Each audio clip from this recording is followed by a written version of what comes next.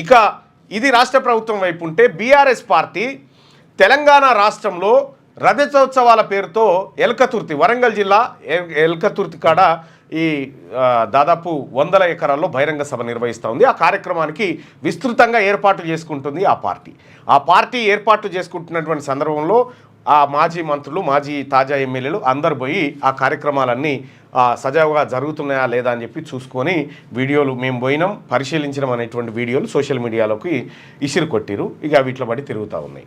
ఇక ఇది కాకుండా హరీష్ రావు ఎక్కడ? రజతోత్సవాల వేళ హరీష్ రావుకు ప్రాధాన్యత తగ్గింది అనేటువంటి చర్చ సోషల్ మీడియాలో, మెయిన్ మీడియాలో కూడా కొంత చర్చకు వచ్చింది. నిజంగా హరీష్ రావు ఉనికిని తగ్గించారా, కావాలనే తగ్గించారా?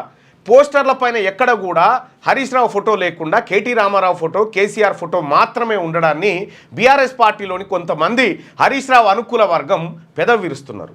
అసలు హరీష్ రావుని కుదించారు, ఆయన సిద్దిపేటకే పరిమితం చేశారనేటువంటి చర్చ సీరియస్గా సాగుతూ ఉంది. హరీష్ రావు కూడా సో దానికి అట్లా కౌంటర్గా కాకుండా మనమంతా రజతోత్సవాలను విజయవంతం చేయాలని చెప్పి సిద్దిపేట ఈ ప్రాంతంలో ఆయన నియోజకవర్గంలో సభలు సమావేశాలు పెట్టి ప్రజలను సమాయత్తం చేస్తూ ఉన్నారు. సో నిజంగా హరీష్ రావుని తప్పించడానికి కూడా ఆయన దగ్గర ఏం లేదు. సో ఇక్కడ కేటీ రామారావును రజతోత్సవాల వేళ భారీగా ఎక్స్పోజ్ చేయాలనేది బీఆర్ఎస్ పార్టీ లక్ష్యంగా కనిపిస్తూ ఉంది. అయితే బీఆర్ఎస్ పార్టీ ముందున్నటువంటి ఒక ప్రశ్న ఏంటంటే, అసలు బీఆర్ఎస్ పార్టీకి జాతీయ అధ్యక్షుడు కేసీఆర్ గారు, మరి రాష్ట్ర అధ్యక్షులు ఎవరు? ఇప్పటి వరకు దానిపైన చర్చ లేదు. కాబట్టి తెలంగాణ రాష్ట్రంలో బీసీ వాదం గురించి మాట్లాడుతున్నటువంటి BRS party Telangana BRS party శాఖ అధ్యక్షునిగా బీసీని నియమించాలని చెప్పి ప్రధాన డిమాండ్ను ఆ పార్టీ ముంగట విపక్షాలు కానీ అందరు పెట్టారు.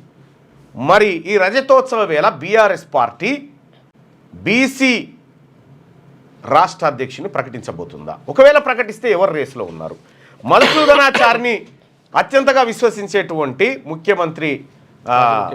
మాజీ ముఖ్యమంత్రి కేసీఆర్ గారు ఒకవేళ బీసీని రాష్ట్ర అధ్యక్షుని చేయాల్సి వస్తే అది మధుసూదనాచారిని చేస్తే బెటర్ అనేటువంటి చర్చ అంతర్మదనంగా జరుగుతున్నట్టుగా తెలుస్తూ ఉంది. మరి నిజమేనా? బీసీకి అంటే ఏ పార్టీకైనా, ఇప్పుడు కాంగ్రెస్ పార్టీకి మల్లికార్జున ఖర్గే అధ్యక్షుడిగా